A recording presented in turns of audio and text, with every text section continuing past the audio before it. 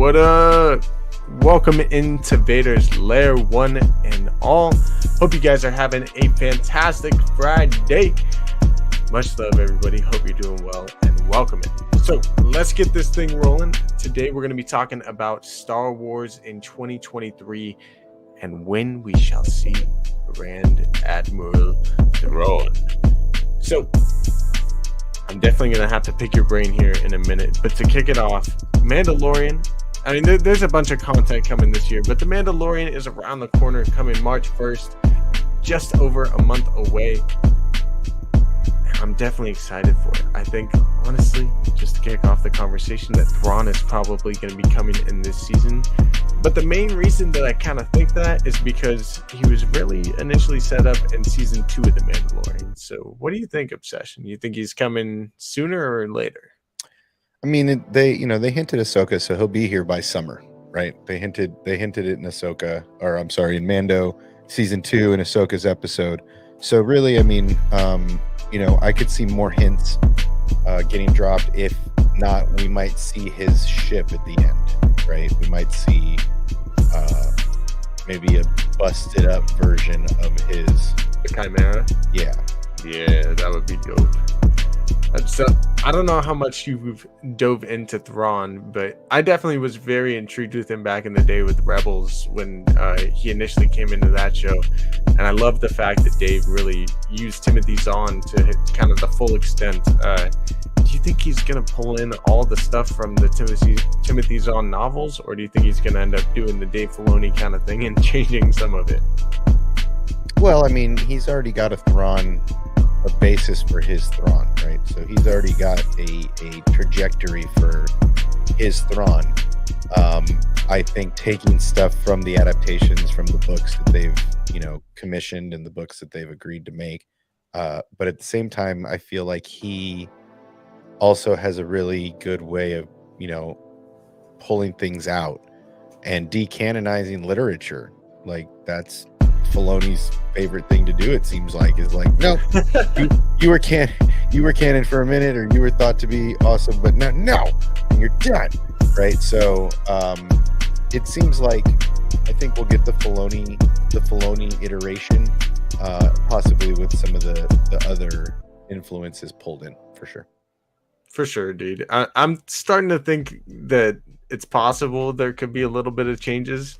I mean, I've been staying away from a lot of the leaks for the upcoming rest of the year within Ahsoka and Mando, because I know a lot of stuff is starting to come out, it seems like. I don't know about that much, to be honest, because always there's a few things, whether it's Grogu in season 1 of Mando, Luke in season 2. I think it's where you want to look, though. I think it's where you want to put your attention, because, I mean, if you want to look for the leaks, you'll find the streamers that are leaking and that are having that party. But if you want to stay away from it, then you don't watch those when they're talking about it, right? Just so you don't get spoilers.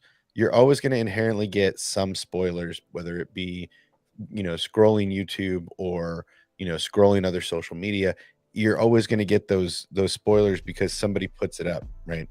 Especially when you're plugged in, right? It just pops up on the screen. Whether it's whether it's Bespin Bulletin or whether it's Jason, over at makingstarwars.net, who Star Wars Meg, who scoops a whole bunch. I mean, she must have used to work at a 31 Flavors, because she scoops like nobody's business, right? But you know what I mean? It's a scooper's delight, and they seem to have found a niche. And if you want to know everything, go watch their channels. I encourage it, but I'm trying not to ruin my excitement.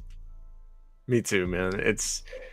It's been a little bit refreshing not knowing all of it, because I have looked in the past kind of a little bit. So staying away from that stuff has been pretty fun, and the fact that I can get back to speculating, is Thrawn going to be in The Mandalorian? You know what I mean? It's fun times.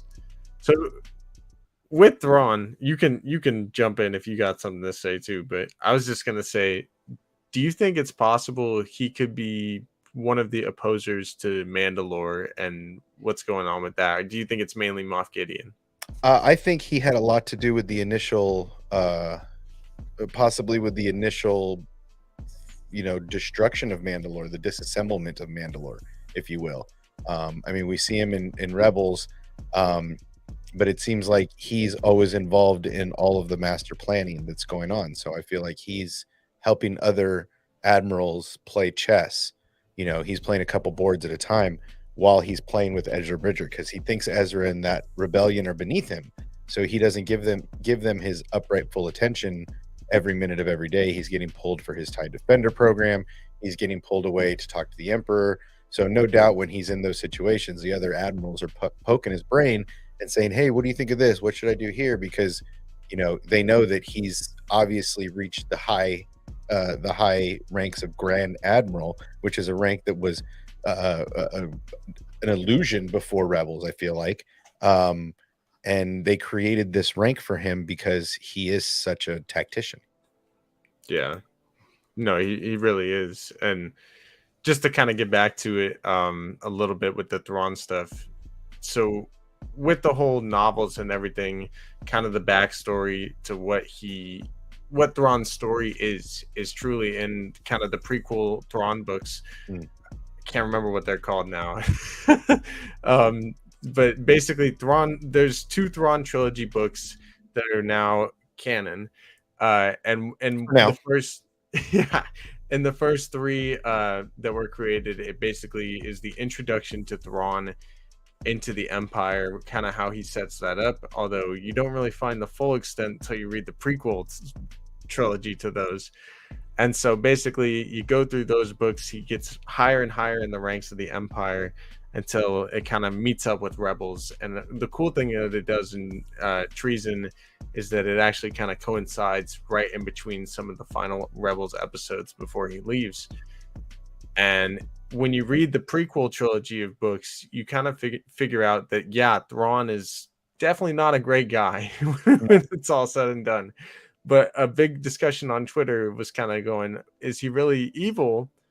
Or is he this dude that's trying to protect his people at all costs, that you find out in the trilogy books or the prequel trilogy books? Is he this dude, you know, that joins the Empire and is willing to do all these evil deeds for the Empire in the name of protecting his people? Or is he really just, you know, a good dude that's willing to do bad things? Well, I mean, it's a matter of perspective, right? I mean, to us, they could be awful deeds. To his people, they could be a means to survive, or, you know, his people could be. We don't really know much about his people and their, you know, their strategies and their empathy, because he seems to be have very little empathy, right? I'll bomb a city, cool. I'll take out, you know, casualties mean nothing, right? So we don't know. His people could be very, you know, as silly as this is going to sound, but is very, you know, Mr. Spock, and not think about the value of life because it's just irrelevant, right? So I've always felt like Thrawn is just cold, right? It's a war. It's a war, right? And if he's a soldier and a general and an admiral in a war, then he has to act as such. And if you've ever been around or watched any movies about, you know, soldiers in combat, it's very, you know, cut off the limb to save the body mentality. And sometimes you got to sacrifice and make hard decisions. And I just feel like that's who he is. Yeah, no, he definitely is pretty ruthless when it comes down to it. But he views it as a war, right? Yeah. Not everybody views it as a war, right? He views it as a true war. Like, even though this is a rebellion and this is small and this is nothing, he views it as a star war, right? He takes the threat serious. Right. Yeah, definitely. And something that, you know, to kind of show the savageness of him in the prequel trilogy of books, the main reason he kind of has a conflict even with his own people is actually the fact that he's willing to do preemptive strikes, which basically entails that his people had a rule and like a law basically that said you can't be the first ones to attack. Like in military, if they attack first, then you kind of do it, which is really kind of even a trait of America at times, although we're kind of we're willing to do whatever needs to be done. But also, you know, with Thrawn and all that stuff, he even shows then that he's willing to go kind of bend the laws or bend the rules to do what needs to be done. So yeah, he's pretty savage and efficient as MCU OG says. Yeah, and that's how he's written. I mean, whether that's his race of people and that's just how they are, much like the Vulcan in Star Wars or in Star Trek. If that's the way that his people are, and they're just cold and calculated and not very empathetic, right, and have very low EQ, and that could be a trait of his people, right? For all we know, everybody views evil as a perspective, right? It depends on what side of the fence you're firing from, right? To the other side, you're evil, right? I mean, look at Anakin says, from my perspective, the Jedi are evil, right? It's all dependent on what side of the fence you currently reside on. Oh yeah. Yeah, I mean, even then, with what you're saying, like it brings me back to this moment in Rebels where Ezra uses the dark side to control stormtroopers to, like, shoot their teammates and then walk off like a cliff. It's like, if you're a stormtrooper, Ezra seems pretty evil in that moment. Well, that's what I'm saying. Yeah, like I mean, to this sounds silly, but I mean to a dog, a cat is the enemy, right? I mean, it just whoever's trying to invest in your territory is the enemy, so to speak. So, chat, good to see all you guys. Let me know what you guys think. Do you think that we'll see Thrawn in Ahsoka or in the Mandalorian season 3 first? I personally, like I was talking about, think that he could pop up in Mando season 3 with it being teased out in season 2. I'm pretty hopeful that we could see Ahsoka in Mando season 3 too. Just, the fact that she popped up in the Book of Boba Fett, even though that was even a little unnecessary. Dave loves to use Ahsoka. I think when we get that Dave Filoni Mandalorian episode, it's going to be probably an Ahsoka episode, in my opinion. But what do you guys think in the chat? And Obsession, I know you're maybe leaning towards Ahsoka, right? Yeah, I mean, I could see them talking about him, but really that's they've teased that more towards Ahsoka's mission is to find Thrawn. They've more teased Mando as season 1, bounty hunter, right? Bounty hunter becomes dad. Season 2 is find the kid's home, right? Get the kid home, handle the business. Book of Boba Fett was, find the other Mandalorians. Oh shit, I'm not a Mandalorian. Let's make some armor for my little dude before I'm not a Mandalorian, and then let's go see the little dude, right? And then let's kindle a relationship with Boba Fett, right? Like that's the Boba Fett Mando. At this point, the mission is to reclaim Mandalore, right? So the current objective of season 3 is take Din Djarin back to Mandalore. Not even back. Take Din Djarin to Mandalore because he's never been, right? Yeah. So take Din Djarin to Mandalore, or maybe he has. I don't know, but it seems like I don't think he has. Right. Yeah. So take Din Djarin to Mandalore. Go to the Owl's Nest, where Bo-Katan is chilling, right, in her throne room, because Sundari is a pile of rubble. And then go down to the living mines. Oh, not to mention recruit an army of Mandalorians, right? So there's a mission that all relates to Mandalore. It doesn't relate to Thrawn, right? Ahsoka's mission is Thrawn. That's what they're building. That's what they're aiming for. That's what her objective is. So it seems like it would be more prevalent to tease Thrawn and maybe show a ship, maybe show his eyes in a post-credit scene, much like Thanos in some of the post-credit scenes for Avengers, and then see Thrawn actively in Ahsoka, probably a couple episodes deep. Yeah, I'm with you. I see the chat saying that we should see him in a post-credit scene ahead of it, Ahsoka too. I think that'd be a perfect fit for him. And yeah, just like Thrawn or like Thanos, a lot of people are even comparing Thrawn as like the Thanos of what the Star Wars universe is doing with the Mandoverse and everything. Or they're kind of hopeful that that's going to be the case. So we'll see what ends up happening. I do think that end of season tease is possible. In terms of Ahsoka, I don't know exactly how she would fit into Mando season 3. To your point, like it seems like all the things that we kind of have set up right now is towards Mandalore, and Din obviously, reclaiming himself as a Mandalorian.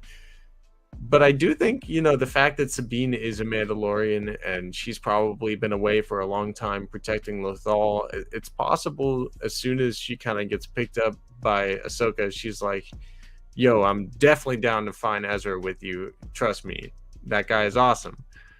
But we should go help out my people with the Mandalorian situation first. And because I think this is around the same time that all of this is starting to happen. Maybe it's a little after.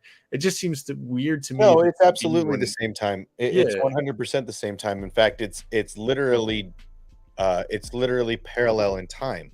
Yeah. If you look at what Ahsoka is wearing during the Mando episode, and then you look at the way that Dave drew her in the end credit scene of Rebels, it's the same outfit minus the cloak and the staff. So either the interpretation I have, because she's wearing some ratty ass cloak in Mando, the way that I write this in my head, and I hope that they write this in Mando and in Ahsoka, is that after she beats that ass in Mando and claims the Beskar staff and gives it to Din Djarin, Yeah. there's another one that is more of a ceremonial Beskar staff, that is the one that Ahsoka has at the end of Rebels, the round one with the hoop, right?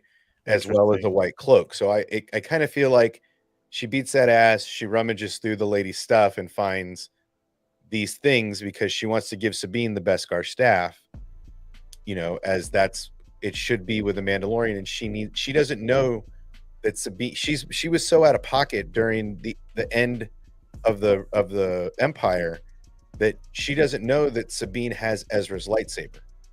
So her instinct is to bring her a weapon if they're going to go out into the universe to go find Ezra.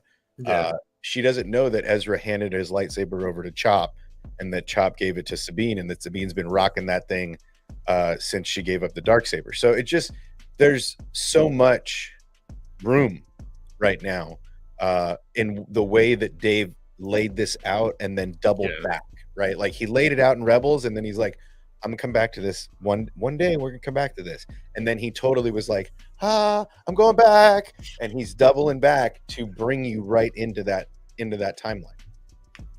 That's awesome though. And I love Dave Filoni, man. He's just a genius.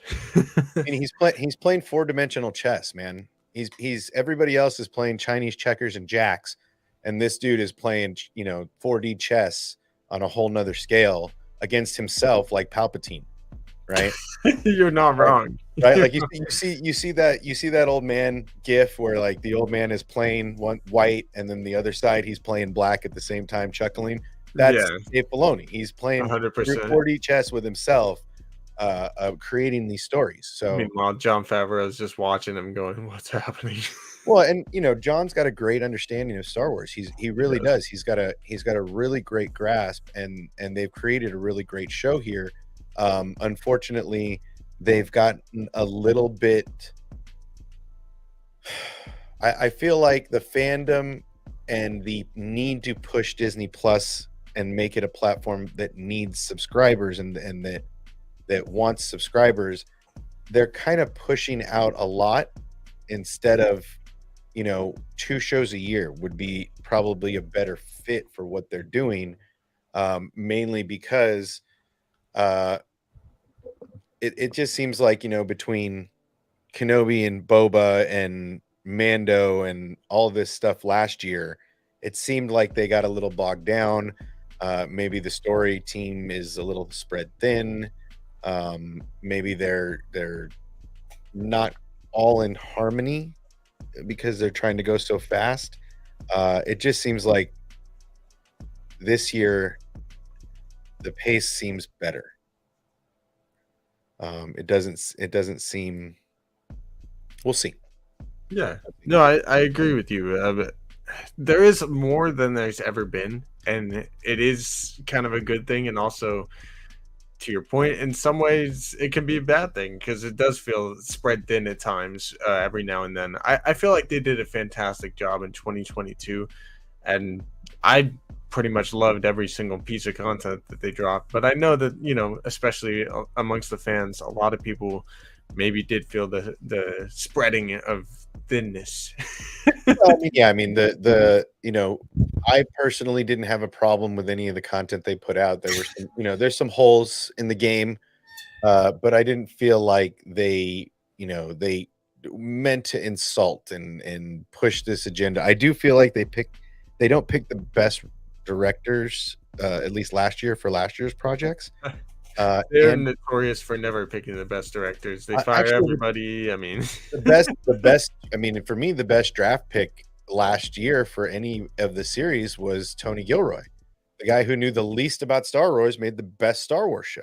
he Um, did such a good job with Rogue One though too, and it's crazy how Star Wars his projects ends up feeling with how little Star Wars he acts like he knows. You know Well, what and I that's mean? it. I mean, you got Robbie Rod that was like, I know Star Wars better than any director ever in the history of Star Wars, right? And he makes some epic fumbles, right? And then you've got, Deborah Chow was tasked with a monster. I mean, Kenobi's a monster of a show to undertake. There's so much room for error, and I feel, there were some weak sauce moments. I feel like they could, in fact, if they were smart, they would go back and do some de-aging on Hayden now in the post, and re-release it. Yeah, it wouldn't be the first time they've done something like that with No, Star man, Wars. Come and on. and yeah, do a re-release of it in about a year, when they're looking to do something else, and then just re-release it on Disney Plus as an upgraded version, much like they did the original series,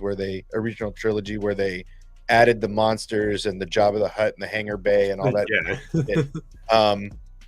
I feel like they could do that with Hayden and just do a little de-aging with him and clean it up, because the problems I had were just paint. Cosmetic. It's all cosmetic. It has nothing to do with the story. I enjoyed the story. Again, a couple things, but really it was the Hayden de-aging really was the one thing I was like, you should have taken more time with that. You should have taken more time with that, because the time when he was in the suit was just sick. Right. It was. Oh yeah, every time that Vader or Anakin were on the scene, they just stole it. They stole the whole scene. You know what I Except mean? for the training sequence where he looks like he's older than Kenobi. Like, you're like, yo, wait a minute. I thought he was the Padawan. Did war take that much toll on Skywalker before he got long hair? Like, what At happened here? 19, my boy looking like he's 40. Yeah. So I feel like that's one thing they could go, and they should go clean it up. Knowing that the fandom had a shit fit about it, they should go clean it up. But this year, it seems like, I mean, Bad Batch has already been great. I know people are calling these last couple episodes filler. Maybe the Fast and Furious Bad Batch edition wasn't popping, but the Indiana Jones episode was fantastic. Oh yeah. Right. And taking us back to Jedi Fallen Order, taking us to the Zepho Temple, and the same weapon as the Zepho Temple guards used is the same technology that this thing was. True. They'd had the beam things, right? Dang, I just realized. Right. So it seems like the Temple guards were like an older version of the technology, and the Zepho, or the monster in this Bad Batch episode, was more like the finished product that they realized they couldn't control, and so they shut it down. Damn. Or that could have been the thing that caused their demise. Oh yeah, I mean that episode Right? was freaking wild, and fans have been speculating all week about the Zepho stuff. I know we're both kind of in agreement that it does kind of look like it belongs with the Zepho family, and the fact that it has the beam too, that definitely is a giveaway to me. Number one, the puzzles are very Zepho, right? I mean, if they would have put one orb in that, it'd have been a Zepho temple, right? So you got these Zepho temple challenges, and then you've got the walls looked like the Zepho temples, right? The rounded archways, even the control room had a very Zepho temple, and then the head looked like the Zepho, the actual Zepho. Yeah. It was the same and kind then of the weapon. So it's just, there's so much involved in that just read Zepho. And with Jedi Survivor coming out, will we see more Zepho? will that be something that we see in this? Is that the last tie to the Zeppo? We don't know. We don't know. But Dave doesn't put things in for no reason. The Fast and Furious episode, it just showed teamwork makes the dream work. But this episode, Dave doesn't put stuff in for no reason. No, yeah, I think they gave us a good view of where Sid and Fiji Noah are in the season 2 here early on. Like I really think that Fast and the Furious episode, as you're calling it, I think the Faster episode really did show us that Sid is definitely still not very trustworthy. Like she's got some shadiness to her. We all love her, but I don't know. I think at some point this season, it's already going to head towards, the Empire knows that the Bad Batch is around again. They're probably going to send people in Crosshair at some point after them on Ord Mantell once they figure out they're there and everything. And Sid is definitely going to be put in a position where she has to either choose between her own skin or giving up the Bad Batch. And I think it's pretty obvious what side she would take there. Well, but it's also, you're also watching Omega navigate and really navigate well the world around her, right? Yeah. You see, you hear Din Djarin talking to Grogu in the trailer about if you're going to be a Mandalorian, you have to know how to navigate your way through the universe. Omega is learning how to navigate her way through the universe, including negotiating with gangsters and dangerous people, including saving Sid's skin and getting Sid out of hot water, which she in turn knows earns her chips, earns her favor. So, although, people I have been watching have been mentioning, well, what's the story arc here? Like what's the underlining theme of this show? And for me, the underlining theme of the show is Omega's growth, right? You're going to see, especially this season, the first season was about, well, who is this little girl and why do the Bad Batch care? And then, it just kind of keeps going until the end and they figure everything as pretty much most of it out. This season is about her becoming a part of the team. Yeah. Right? Her becoming useful and not just a liability. So you're seeing her flying the ships. You're seeing her, sharpshooting. You're seeing her figuring out the puzzles. It's really about her growth right now. Now, the back half of the season could be something completely different, but the front half of the season is definitely about Omega becoming a useful part of the team. Yeah, 100%. Even the second episode of the entire show, I think we get that scene with Omega the first time she gets off Camino, where she's touching dirt and she's like, "Wow, what is this?"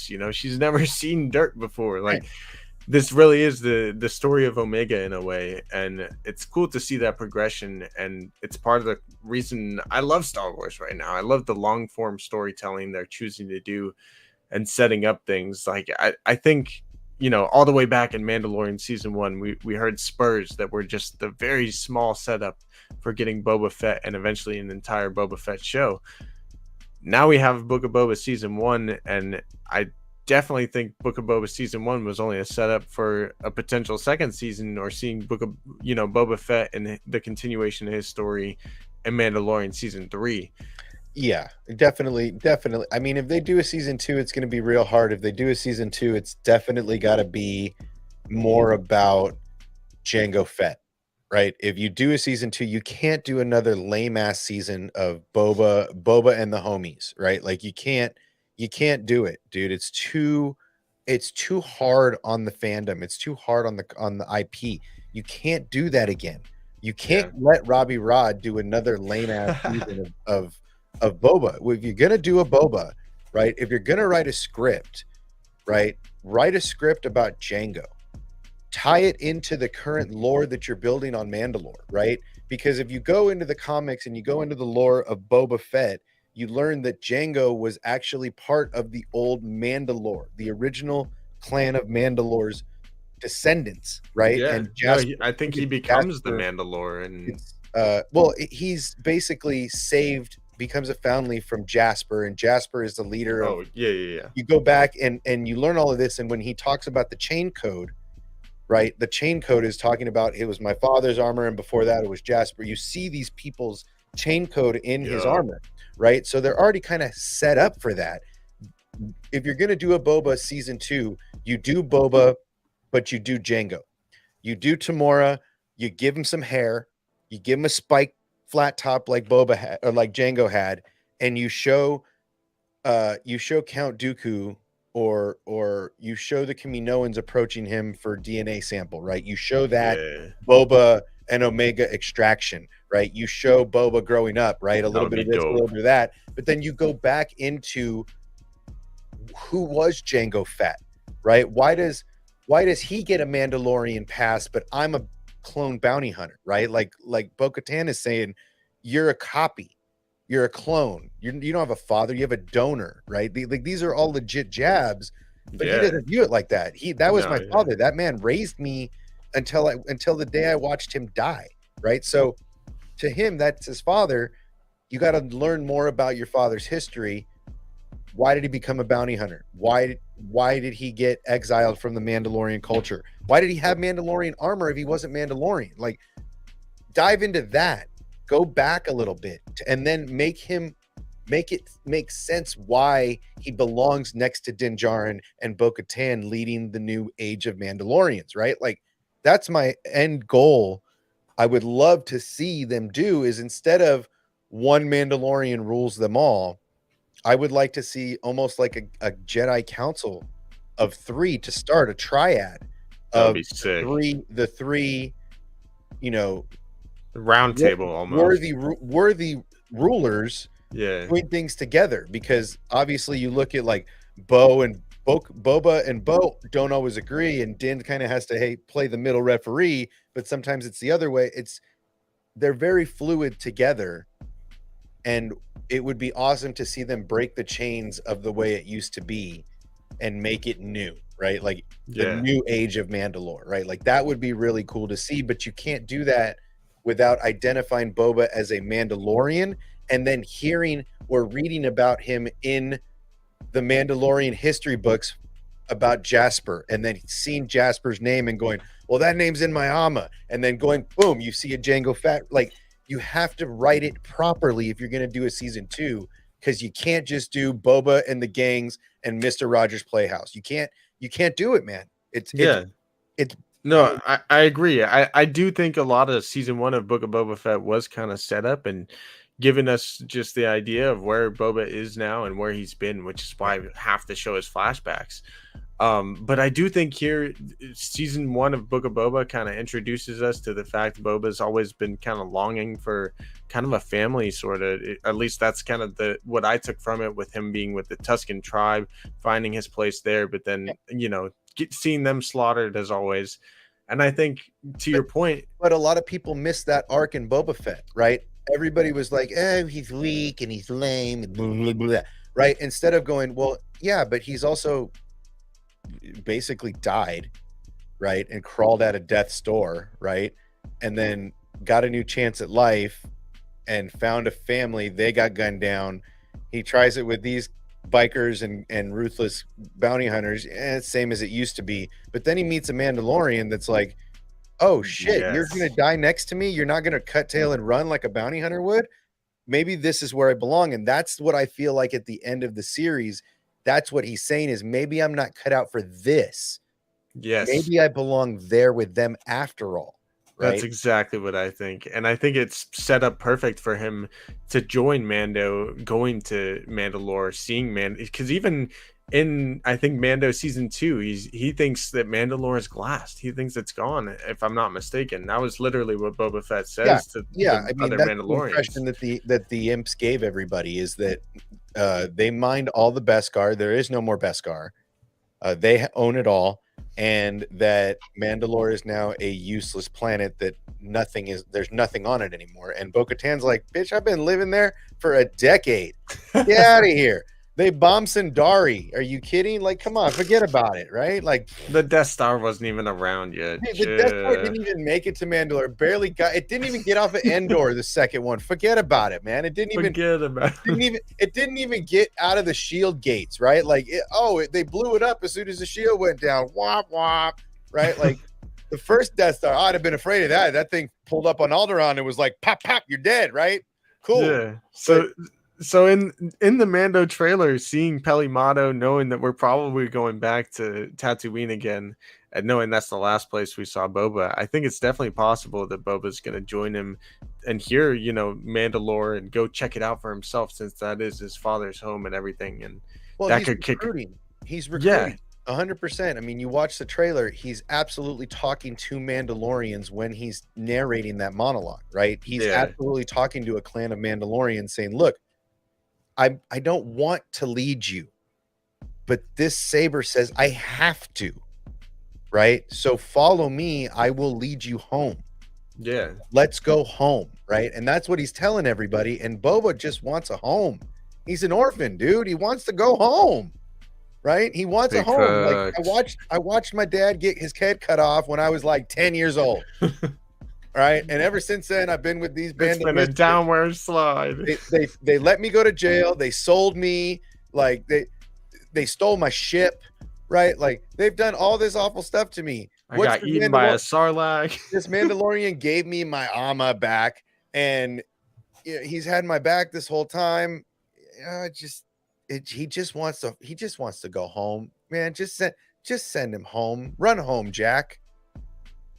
That's it. And he's going to. And I think that's ultimately, if they do a season 2 of Boba, that's the direction they should absolutely go. I mean, honestly, if I had Yeah. an ounce of talent, I'd write that script. Yeah, no, just honestly have it set. It's all set up already with kind of what's happened. Now you go into season 2, have him be kind of a Well, and you Mandalorian, don't have find to more break about his lore. dad. You don't have to break comic Oh lore that no. you've already built, because you just bring in Jasper. And at the very end too, you can have Omega thrown in there and have her live action debut, and just, he's trying to figure out all this stuff about his dad. Well, here you go. Here's your sister. Well, and that's just it. Like, I am very curious where Bad Batch is going to finish, right? Because if this is the last season, then everything's got to lay out for what happens in Rebels. So the entire Bad Batch has to die, number one, right? Like they all got to go, because ain't nobody seen none of these people in anywhere else. No, I mean Rex would have called on them once he came back into the fold. Like, let's be real, right? Probably. If Rex If he knew, if he had their number on speed dial, he definitely would call them up and be like, "Yo, Bad Batch, I mean, he's come chilling on." with the three homies, right? He knows where all the bases are. He was supposed to be keeping in touch with Ahsoka until Wolf, like screwed him over and not giving him his voicemails, right? Like he wasn't letting him get in his DMs. He was like bogarting his DMs, right? So he had active people playing against him. But if he knew where the Bad Batch was, as soon as he comes back in the fold, you should have seen the Bad Batch in Rebels, right? Like that's my point, is that I feel like they're a sacrifice for Omega to live. Where does she finish in this? It should be the big question. The question shouldn't be, where did the Bad Batch end up? No, yeah, the whole show, like you said, was kind of about her growth at this point. So, But where does she end up? Do they put her in hiding like Grogu? Does she get a security detail for 50 years? Right? Or does she meet a young Boba and they go their separate ways?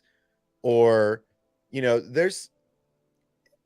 or does she just outright die? Right? Like I just don't see Disney making a sad ass show like that. If you're gonna kill the Bad Batch, I just can't seem to make a sad ending. Like, oh, okay, the whole point of these last 2 seasons and these last 2 years I've been watching this show is that everybody dies. Okay. No, that is the thing too. We always kind of go straight to that, like, oh, they have to die. Like that's what we kind of thought about the Rebels characters back in the days. Oh well, we don't see any of them. They probably die at some point. That's kind of what we say about everything. I mean, Rogue One, yeah, everybody died. Everybody dies in Rogue One. That's a given, right? But I mean, in this, they definitely do have room to potentially have them live. And Omega's, where she ends up, definitely is the big question mark. But I don't know, man. I don't. I've always thought the Bad Batch is going to be multiple seasons. The way that this season's going seems to me that it's pointing towards a clone rebellion. I don't know where it's going to go from that, but I wouldn't doubt that we do lose a couple soldiers along the way, whether it's Cody or a few members of the batch. And I'm kind of worried about it, man, because I think that's coming. Yeah, I mean 100%. They're building to a clone uprising, if you will. I won't even call it a rebellion. I'll just call it an uprising. Just based on the fact that these clone commanders are getting shot in the back, right, by the imps, right? That's, Cody going AWOL is a big one because Cody's one of the more decorated commandos. And, him and Rex both taking off shows that something's up, and the rest of the clones are starting to realize, well, there's no Jedi around, so Order 66 is kind of a bust. Now we're supposed to be securing our new empire, but we're talking about peace, and you're talking about oppression. And that's where the clones have a problem, is they were built to protect and serve, not to oppress and enslave. Exactly. Right. And so that's where they're having a moral problem, and they're getting shot in the back, and more of them are starting to see that, these guys are not, this is not what we were built for. They're going to kill us all at some point. And that's why more and more of them are Hauser. What was our buddy in the Black's name? Wilcox. Wilco. Yeah. Wilco. Cody, Rex, right? All the upper level commanders are like, we got to get the fuck out of here. We're gonna get messed up real bad. Right? So it just seems like they're setting up for I think Rex, Wolf, and Gregor were maybe terms of negotiation, right? Like, you help us, and maybe Cody too, but maybe they betrayed Cody and that's why they took off or something. But it seems like there's going to be some kind of negotiation as to, you are now, the clones that are left, you're retired. Like, go in peace. Good luck. Hope you don't die on your own.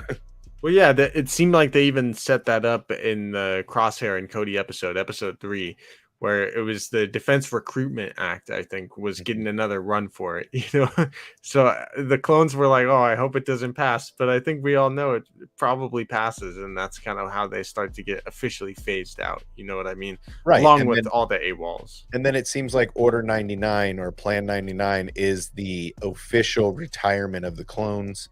That's why we see that clone on Tatooine and Kenobi that's just like ums for the poor. Because what's the next soldier to do? I can't be part of security. I can't be a security for anybody else because they won't let me. So what do I do? So Rex and Gregor and Wolf go hunt Jupas and and hotbox the old walker, and that's the end of it, Yeah, man. I mean, that's the good life. Hunting Jupas and hotboxing the walker. That's it. I mean, that's what they're doing, I mean, look how crazy Gregor gets and how paranoid Wolf is. I mean, they're obviously something's got to calm them down. There. The Jupa's like brain sac must have some great hallucinogenic properties in it or something. The only one that wasn't crazy was Rex himself. He must not eat that part of the Jupa. I guess not. He's like, you got more brains for you guys. Yeah, it just seems like a good. The Bad Batch is obviously for me this a great opportunity to show what happens to Rex after him and Ahsoka take off, and you see that obviously she goes into hiding, which we see in Tales, but at the same time, we see what happens to Rex, and that Rex actually is the spark of the rebellion. Yeah. Right? Like he's one of the earliest sparks, it looks like. He is the earliest spark. I mean, Ahsoka's like, I'm out. I can't do this no more. Peace. My lightsabers are gone. I'm going to go farm some hay on some weird ass planet with some people I don't know. And then Rex is like, cool. Who do you know that you trust in the entire universe? Because everybody we know sucks. And he's like, I got these two sisters. I got these two sisters that hate everybody. And everybody hates them. Let's go.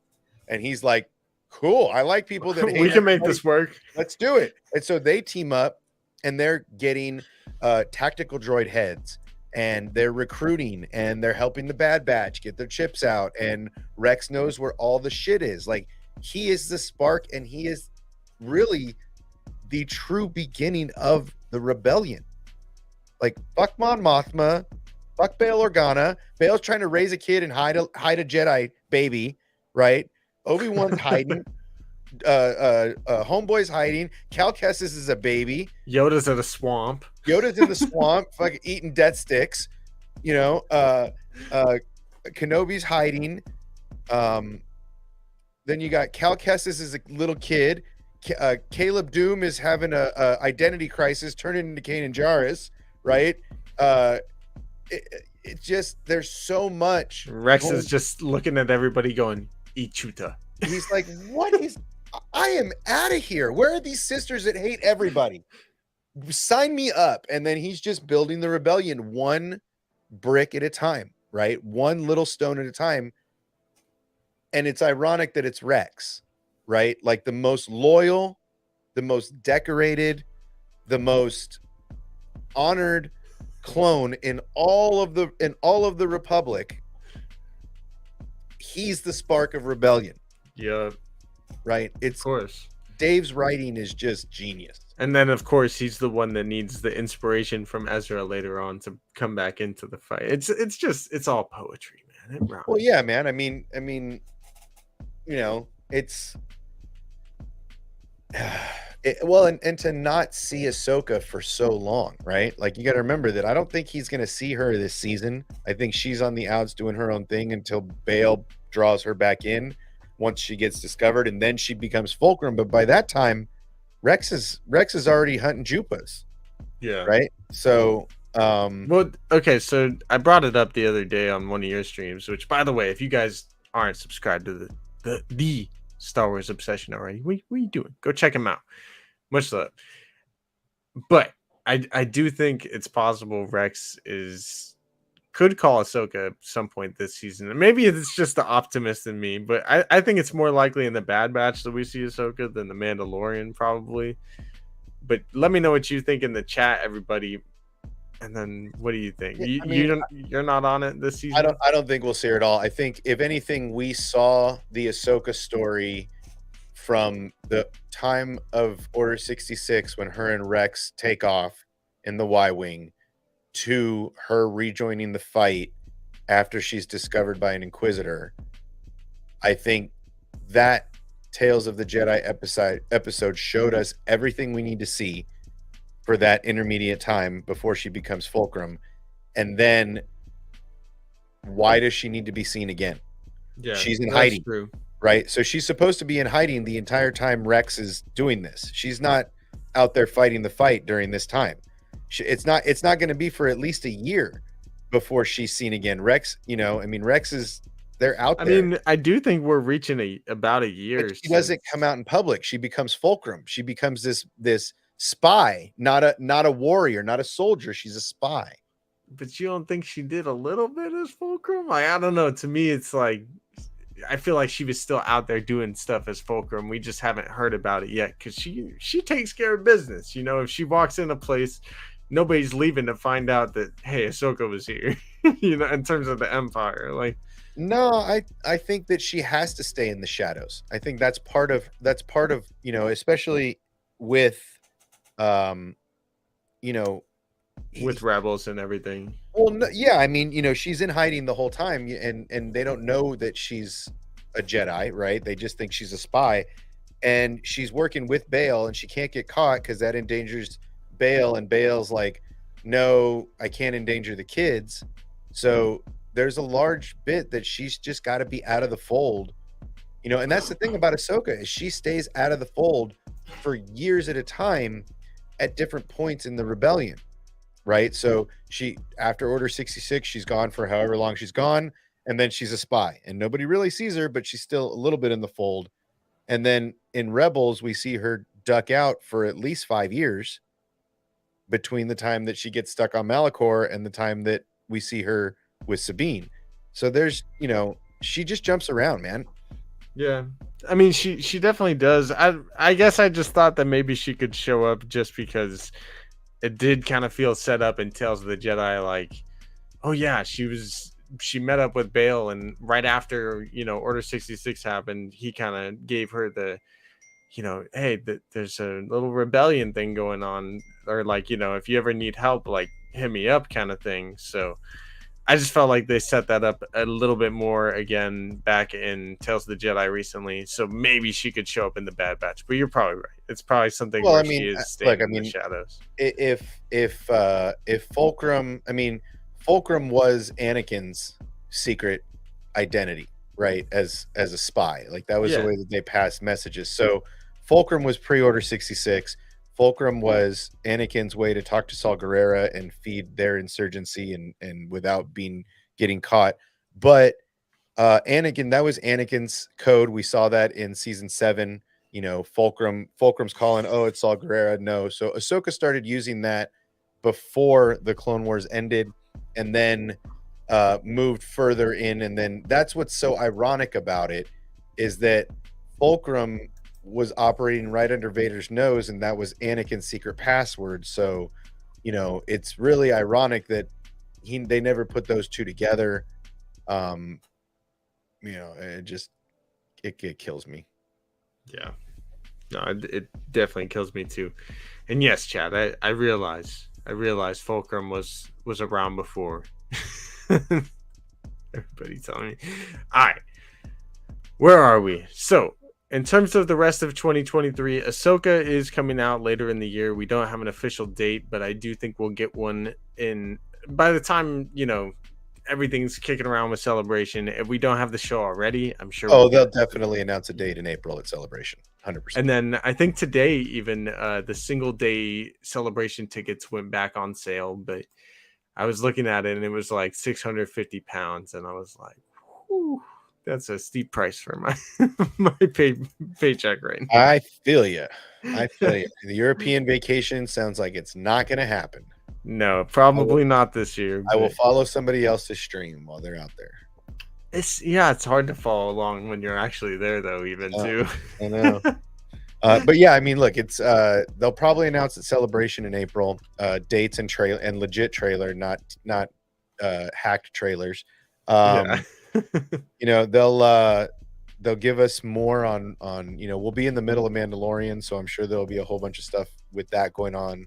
And then hopefully we'll be seeing Ahsoka in the summer, hopefully at the end of the summer. No, yeah, I'm definitely thinking at least by mid-end of summer. I think honestly, maybe August, September.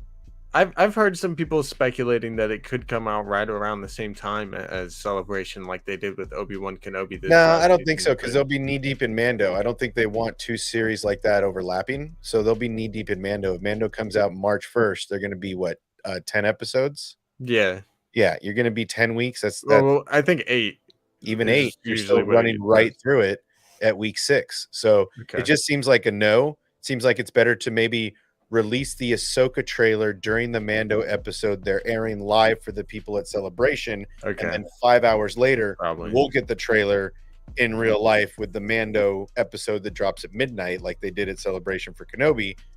And then we'll get Ahsoka, which will probably be in August, late July if we're lucky. So I wonder if that episode is like the Dave Filoni episode of the season or something. I mean, Ahsoka? Mando, the one that's airing during Celebration. Yeah, probably that would be perfect timing. Yeah, it would make a lot of sense, and it would make a lot of sense if she's going to be in that episode. Yeah, that would be dope. But it would be awesome if he was directing the episode that the trailer was coming out in too. Yeah, that would be fun. But yeah, I mean, it definitely has the year is definitely hyped up, and that's just on the stuff that we know we're going to get this year. Yeah, right. Like they always kind of pop in a show out of nowhere, whether it's another Tales of the Jedi, a Vision season 2, usually something animated, because they have a hard time. Skeleton Crew could even maybe squeeze into the end of the year. Probably not. Probably next year. Skeleton Crew and Acolyte next year, more than anything. Probably. But yeah, I mean, it just depends on what they do with Bad Batch. If they do finish it this season and call it a wraps at season 2, or if they continue and they want to evolve that story a little more, leading into the Mandalorian Civil War, and make Omega this OP as F Mandalorian coming in, having gotten trained by Jedi clones and Mandalorians. Yeah, could be a cool a cool way to swing that story. So yeah, it just depends, but yeah, definitely this year I can see maybe them pulling like a Tales of the Jedi, or maybe Tales of the Sith, or another Tales of the Jedi. Heck yeah. Or or something like Visions 2. Yeah. No, I think Visions 2 is supposed to come out this year. Andor is also coming out next year, I believe. So definitely you would think Andor, probably Acolyte, and then Skeleton Crew is Right. probably end of this year, beginning of next year kind of thing. Definitely a lot coming, and it's definitely exciting. And you don't know. I mean, man, Ahsoka could go so well that they give Sabine a spinoff, right? Yeah. You don't know that she's got a lot of story to tell that could lead into a live action Rebels, or a live action something more Mandalorian, right? I mean, that would be an interesting way to swing it. But there's always room for extra stuff. I mean, we didn't think we'd be getting a lot of these spinoffs, and here we are getting more and more and more and more. So the idea is to just keep positive about it, try not to shit on it too much, because one day they might just say, if they don't like it, we'll stop making it. And even though it makes us money, I mean, they lost money last year, technically. So if you want to talk about it, they're making this stuff out of passion right now, not profit. So, take it for that. Like we could get nothing. Straight up we could be.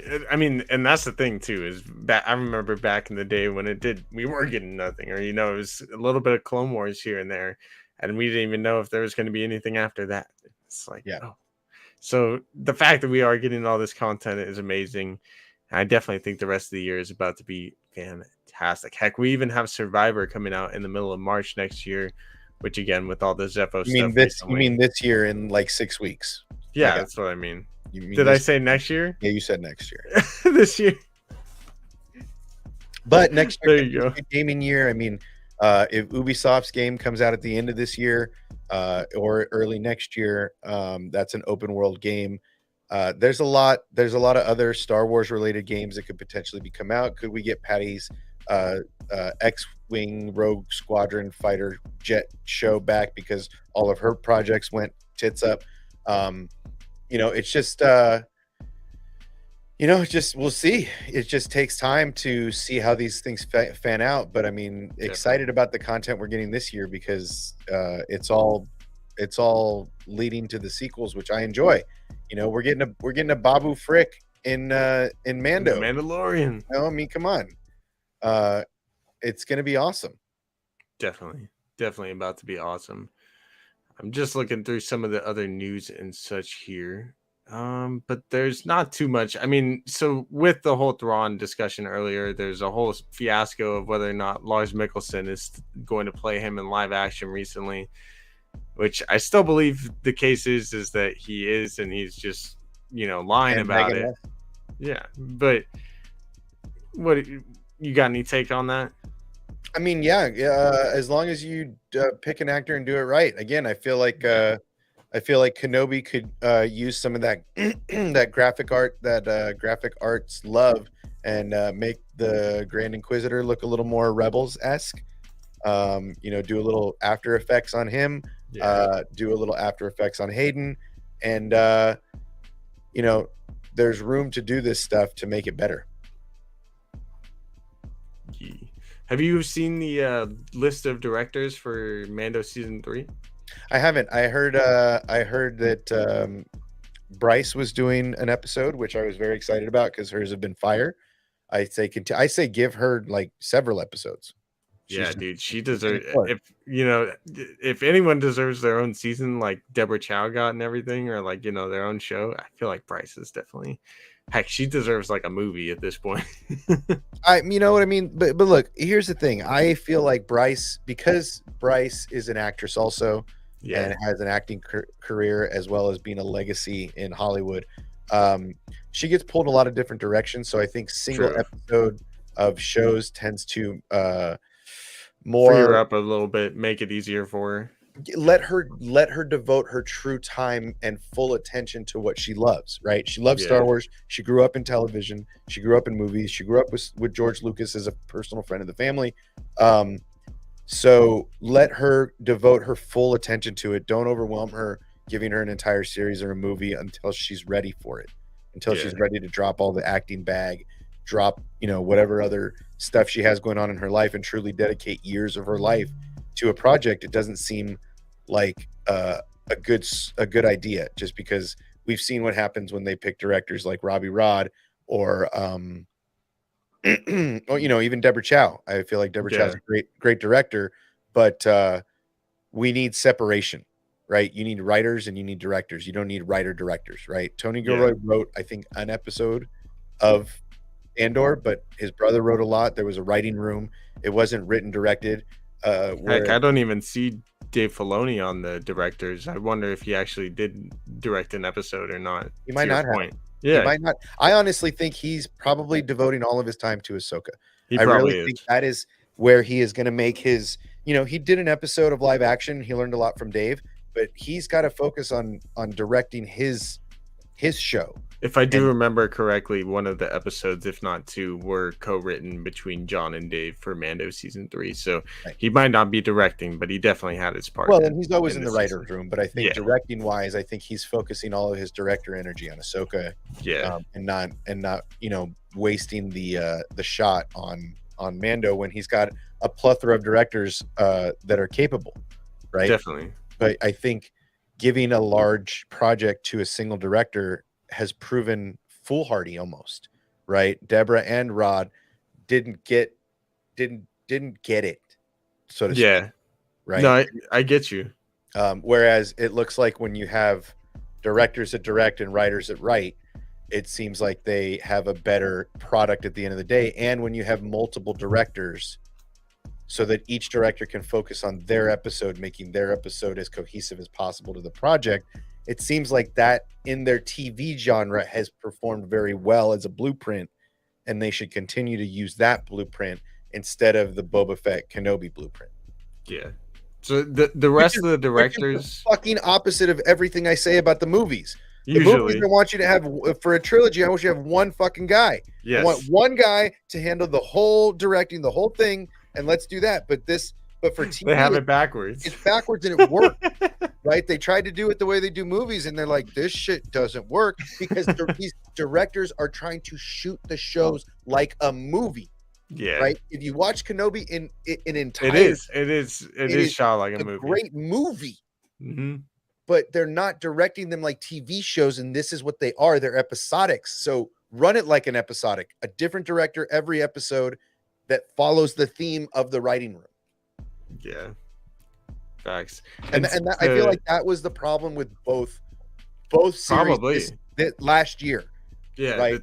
Those two being Robbie Rod directs movies. He doesn't direct episodics. Don't bring in movie directors to direct episodics. I think even Tony Gilroy didn't direct that many episodes of Andor, if I'm not mistaken, right? He brought in a whole bunch of different directors. He brought in a whole bunch of people. Yeah. As a showrunner, he brought in a whole bunch of people. He didn't do it all himself. And again, another guy that knew, I don't direct episodics. I'm going to get you guys going, and then I'm going to cut you guys loose, and I'm going to exec produce the way I'm supposed to. I'm going to run the show the way I'm supposed to. I'm not going to try to wear all the hats and dick around. Robbie Rod's movies are so good because he writes, directs, produces. You don't do that with Star Wars because there's too much at stake. Yeah, right? There's a lot. That's it.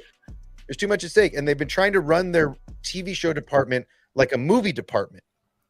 And it's not the same thing. Disney Plus is a movie. If you're going to make a movie for Disney Plus, you're going to make a movie for Disney Plus, make a movie for Disney Plus. Hire a director, hire a team, make a movie. If you're going to make TV shows, hire TV people to make TV shows. 30 to 40-minute TV shows are not movies. If you didn't learn your lesson with Kenobi and you didn't learn your lesson with Boba Fett, learn it, because Tony Gilroy killed it because he shot it like a TV show, not like a Bourne movie. Facts. He wrote it like a Bourne movie. Yes, but it felt like a Bourne movie, but it had the timing of a TV show, not the timing of a movie. Even then, there was like watching it back in full. Like definitely, there's some movie elements to it. You know what I mean? Because that'll happen. No, I mean it looked like a movie. I mean the Andor was great. It felt like you were running along Jason Bourne. You were shooting, like running and fire. It was great. The timing was great. The episodes ended great. You were in prison, then you were out of prison. You're on the I run. felt like then the you're not on ending of run. the season was very sudden, but it went well with the But show. that's You know how what I mean? Rogue One ended. So I totally expected that feel to it, right? Because it Yeah. was supposed to be a prequel to that. But I mean, man, it's just I feel like they're learning their lesson because they're going back to the Mando format, and that's different directors under a showrunner like Jon Favreau and Dave Filoni. Yeah, now with to talented Mr. Griffin's point, Rick Famuyiwa is now an executive producer on Mando 2, which he is coming back to direct one of the episodes alongside Great. Bryce Yee. I'm definitely Great. excited for Great. Rick. That He's show awesome. has that show has figured out the formula of Disney Plus and the blueprint they should be using for every show. Yeah. Right. Instead, they're hiring, and don't get me wrong, Robbie Rod has made some amazing stuff. Deborah Chow's He definitely has. great director, but you're shooting it like a movie. And you even said in the behind the scenes, we're shooting it like a movie. Well, then just make it a movie. Don't shoot it like a movie and make it a TV show. Make a TV show like a TV show and a movie like a movie. The same. Fact. No, you're right. You're right. I mean, and so with the Mandalorian season 3 directors, along with Rick and Bryce, we're gonna have Lee Isaac Chung, which I'm not too familiar with his work, Rachel Morrison, Peter Ramsey, who I definitely know, and then Carl Weathers is going to be directing an episode again too, which is definitely freaking awesome. I mean, look, I like Carl Weathers. That guy's super talented. So yeah, I'm all about. But again, spreading the talent out and giving these young directors an opportunity to direct a 30-minute show with not a long leash, right? I really think that they learned their lesson, giving these guys too much room, essentially to hang themselves with, right? They gave them too much rope, and said, do what you're going to do. And it fell on its face. Could you recut those two shows and make them better? Yeah, you absolutely could. You could re-slice those shows and make them so much better, but the flow of it can't change because that's the way it was shot. It's so funny you kind of said it that way too, that they just gave it to him and it was like, do what you're gonna do, because that's the same kind of mentality they had with the sequels. You know what I mean? Like, it was okay, JJ, do what you're gonna do with 7. You're done with that. I'm disappointed because they did that with Favreau and Filoni for Mando, which worked out great. But you would think that a talented producer like Jon Favreau would know what these directors are really about, right? He's been around the industry for decades. He knows what people are capable of. I'm just disappointed that they fanboyed out so much on these other people, because the Boba Fett episode of Mando was fantastic because it was shot like an episodic TV show for the Mando series. I felt like so were the Mando episodes of Boba. Right. But how were the rest of them shot like a movie? Like, But I feel that's probably the Jon Favreau part of it. You know what I mean? And then the rest was, Rob Rod. Yeah. Again, it's not Kathleen Kennedy. I know everybody likes to hand her the bag of shit at the end of the day and say, you're the one carrying. But honestly, it's not her that's calling that shot. That was John and Dave. That was John and Dave's call. That was their show, right? Boba was, and honestly, I leave Dave out of it. That was Jon Favreau's show. He wrote all of it for sure. He wrote it. Yeah. He was an exec producer in it. That was Jon Favreau. So chalk an L up on the man's board, because that was his show that he gave to a buddy, to another guy that was talented. That really, I wasn't KK. You guys want to throw the bag on KK? You want to throw the bullseye on her back and throw darts at her and throw your Joffy sticks at her and make her feel like it's her fault? Do it all you want. You're just lying to yourselves. Yeah, she's not even in the room anymore, man. She's too busy fighting with the board of directors, figuring out which Bob she works for this year. Come on, dude. She doesn't have time to sit there and go over scripts like, no. Like, she doesn't have time for that shit. No, she doesn't. It's funny that fans kind of think. Dude, I hear it all everybody stream KK. Here, I'm gonna do it. I'm gonna do it on your stream. Dude, it's all KK. All her. KK is the worst. No, she's great, man. It's sad. I don't know, man. I'm hyped for the future of Star Wars, though. Hopefully, John learns somewhat of a lesson from that. But even then, like, I feel like Boba gets more hate than it maybe deserves, because there's still some freaking awesome moments. Whether it's the Sarlacc scenes. I think I feel like Kenobi gets There's a some bigger good bag of stuff. shit than They than both Boba do. does. They both do, You know, though. It's. I don't know, man. I feel like both of those shows get crapped on so much harder than they should, and especially like if you go back and watch them all together, like Boba has some fantastic moments. Which, yeah, Luke Skywalker and Mando coming in are some of the best moments of Boba. But then you think about the Mandalorian and Ahsoka and Luke are some of the best moments that happen in season 2 of Mando. So it's like, can you really? I mean, look, You know. I put the L's where the L's need to be. I'm willing to concede that not every scene of every show is amazing, but overall, I'm thankful to be getting content to be able to talk about rather than the drought we had between the prequels and the sequels, right? Like, I mean, unless you were a Clone Wars fan and caught that on XD and had that Disney package, which was like the Disney plus extra ultra mega package, because nobody had Disney XD. And so For all of Rebels. Rebels and Clone Wars, like you had Clone Wars, a lot of it was Cartoon Network back in the day, but they didn't do reruns of it That's what I mean. You caught it one time or you were done, right? You didn't get the rerun. You didn't get the. Are you? Oh, I want it. Yeah, I'll do it as soon as I'm done here. But yeah, I mean, I just feel like it definitely it's not the way it was. There's so much more opportunity to rewatch and rewatch and rewatch. And there was such a drought between the two eras, the prequels and sequels, and the animosity that came after that, whatever. But at this point, we should be, yes, criticize, make your decisions, pick your sides, right? Just like you do with all of Star Wars, light side, dark side, Imperial, Rebel. Pick your side of the fandom. Cool. But understand that we're all on the same side in that we want more. Even if you hate it, you still want more. So we all want more. Let the mouse know by at least finding something good to talk about once in a while. Facts. Well, we're going to have a lot of good things to talk about in 2023 with Star Wars this year. We're probably going to get on out of here in the next couple of minutes. But if you got any last comments or any questions in the chat that you guys want to throw in before we do head out, we got the rest of the Bad Batch coming up, and I do think next week might be that Wookiee episode. I saw your comment earlier in the chat. I think that's coming. This next episode for the Bad Batch is going to be titled Tribe.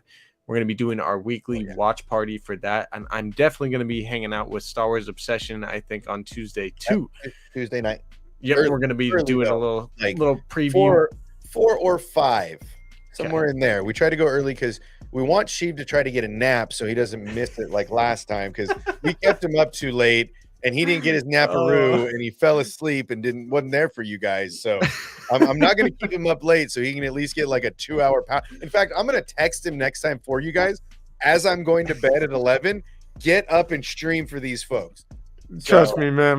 My girl was calling me. I had like 20 people. Sheiv, where are you? I'm like, oh, it's awesome. Just out. That's what I'm saying. We will make sure that he is rested and we don't keep him up too late. We'll make sure to have him off the air by 8 o'clock West Coast time so that he's got 4 hours to sleep before the show actually starts. No, I will not ever let that. No, man, it won't. Ride you for life, my guy.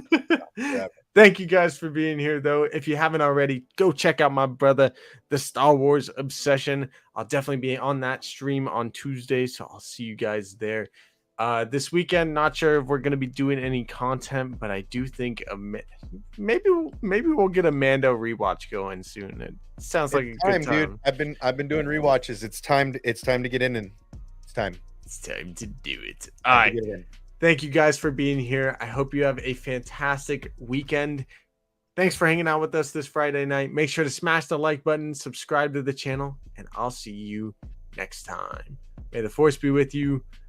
Peace. That's the wrong